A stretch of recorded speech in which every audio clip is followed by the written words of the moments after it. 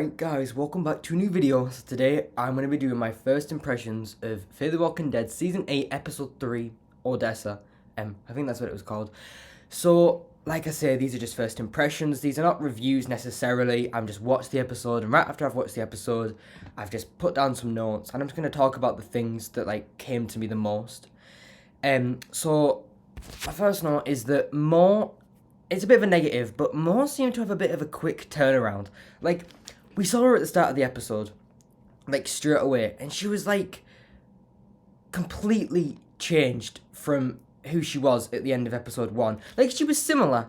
She definitely had her wall broken of Padre, but, it almost seemed like there was some unseen stuff that we had, it's almost like you'd missed something, and, more in this first, part of the episode was Padre's awful, we need to see what they're doing. Or if not saying they're awful, she was definitely suspicious, which fair enough. I can somewhat see it. It just felt as though it could have been a little more expanded on. And we do find out that she kind of saw about Clark, or not Clark, but Sherry and Dwight's son, and about how it had kind of been a going around that he had been bit or what had happened to him. But it just felt a little bit quick of a turnaround, and it just felt very consequential or very lucky that they'll get into the train right at the right time when Madison's about to get bit and Mo can walk in and unplug it and everything works out great. Those kind of moments are not clever. They're just oh, that was good timing. It wasn't an intricate plan that was oh, that makes sense. That was all happened very nicely. And it happens all the time in Fear the Walking Dead. The new era. The old era not really, actually is nice. It makes sense. It's clever if it was going to be like that. But the new era loves, and especially Season 8 so far, I've seen loves to just make things work like that. Oh, it was perfect. Perfect timing that you're about to die, but then they show up, yada, yada, yada. My second note is that Madison is great. I absolutely loved Madison this episode because Madison was, already good. I thought that she was great in episode 1, and I think that she was badass. And episode 2 was so good. Madison sacrificed herself for Morgan. And even though it didn't have to work out the way it did, Madison was still fantastic, and she was barely in the episode. And episode 3, this episode, Madison was just perfect. She was perfect. She understood the flaws in what she had done in the past, which wasn't even her fault, and I think I would have taken less responsibility than she did. But at the end of the day, she took responsibility, but was also badass to still figure out the truth. She went about everything the right way. Madison was just perfect this episode. She was great. And I actually would say that the writers did not hold back on her character. And even though she's not the main lead, I would definitely say that she's acting like one. I'm so happy that Madison is this way. I liked how they kind of referenced Season 7, Episode 16. I like how near the end of the episode, that was a big part. That little kind of one collection child actually turned out to be a lot more important than what we had thought. And sure, I'll be honest with you, it's another one of those things that are consequential. Oh, really? So it happened to be that was the child that Madison stole, and that's the child that we're here right now. And, it is like that. But I thought it was quite clever, and I thought it tied in that episode a bit nicer. The consequences of that episode. Because consequences, sometimes, most of the time, you just kill someone and it doesn't matter. But, the episode definitely felt like it had some steep consequences to it. And because Madison was the one that killed Odessa's mom, and she couldn't say, not know what happened or just be able to say someone killed your mom or something happened like that. Madison knows that she was in the wrong and she was being selfish, even though she was again still forced by Padre. It's balancing whether was she right, was she wrong, there's consequences for your actions. I thought that was great. I thought the acting was fine. I thought it was good. I think, like I said, Madison was great. I liked Daniel. I thought his acting was good. I think it was bad acting. I didn't think there was. I know episode 1 there was, and I think there were little maybe dodgy moments, but I think Madison was the lead this episode, and she did not hold back. She was great. Kim Dickens didn't hold back. She was great. So acting wise, that was good. Daniel, the reunion, so Daniel, I'll go on to Daniel now. So the reunion was not as good as I thought. Actually, it was a little bit crap. I was absolutely gassed. I was whoa, this is so cool. But the way they talked to each other, it was I guess we all have 9 lives now. It's like, and that was kind of a clever thing because, like June, I guess, and like 3 different names. Madison, we all thought she was dead. Daniel, we thought when he got shot in the jaw. And then, the dam and all that stuff, we thought he was dead. So I guess that was kind of, that was nice. But it was still didn't feel like, I would have thought there could have been some hugging.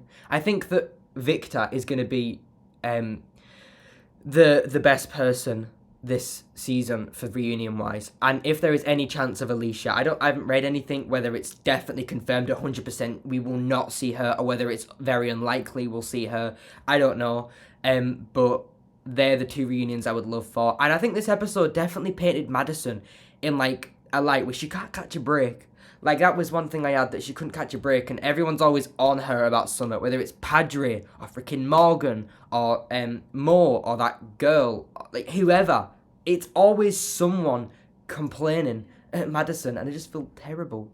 I think one thing that's dead exciting is that Madison and Strand are kind of both people that aren't bad. Like, Strand has always been kind of bad and sneaky, and Madison's always been ruthless. Like, we learn in, like, throughout the original 3 seasons, the 3rd season we learned that Madison had actually killed someone before the apocalypse. Whether she was justified, that's opinionated on the situation from season 3, but that's something to take into consideration, that Madison's always had layers and been ruthless and not just this dead nice girl that wouldn't hurt a fly. And Strand has always been sneaky, and we learned about that from the flashbacks of his past in the first 3 seasons again, and even, sprinkles in the new era. And I think it'll be great to see Strand and Madison's reunion, because they're both kind of bad people that can be good. Like, Strand can be good and helpful, like when he allowed everyone on the Abigail and was able to take them to Mexico. Madison, can be nice. Like, this is her whole point in season 8, is like taking down Padre and helping the kids that she had taken, helping the parents and kids that she'd stolen the kids of. Even though she was kind of forced by Padre, she's still taken responsibility from it a little bit, and she wanted to help and wants to help, and there's going to be a great reunion. I think Daniel, one more thing about Daniel is that he was toned down a lot. He was actually great. You wouldn't have thought he had any problems, which it could be like they're doing a good or bad day thing, where you might see him in another episode and he might be like really bad, because it just depends on the day. Or maybe like they're just going to permanently just forget that he was as bad as he was and take him to maybe a point in season 6 where he wasn't that bad. But yeah, I don't know. I really enjoyed this Daniel, so it's a shame that he was fucked in the first place anyway. And Madison, her oxygen tank. I also liked how they showed her getting oxygen, but they showed that it wasn't a big deal. I really did enjoy that, because it's nice to see that actually she does have repercussions for the big fire that she died in, but it's not in our faces as much as kind of season 7 was. I think that episode was good because it showed that it could be a problem, but it's been alright in season 8. Whether it comes up again as a problem, there's always that fear that it could be a problem that season 7 was able to introduce. So I do actually kind of respect that now, looking back. And I didn't look at the trailer kind of next episode, because I like to distance myself. I know I watched the trailer for season 8, and I'll watch the season 8B trailer and do whatever on that. But each episode I don't want to know. But what I will say about the next episode, is it looked like we're going to be back in Kings County from the couple seconds I saw. It looks like Morgan's going to get clear. So it will be good to hopefully see that we start getting a clear alignment to take down Padre. And what I think will happen is either episode 6, maybe the pre-season final, maybe they'll take down Padre by then, or maybe it'll leak into season 8B, and the whole point of season 8 will be Padre. I'm not too sure what season 8B could hold in store, but that's my first impressions for this episode. I would give it a 7 to 8 out of 10. I thought it was a good episode.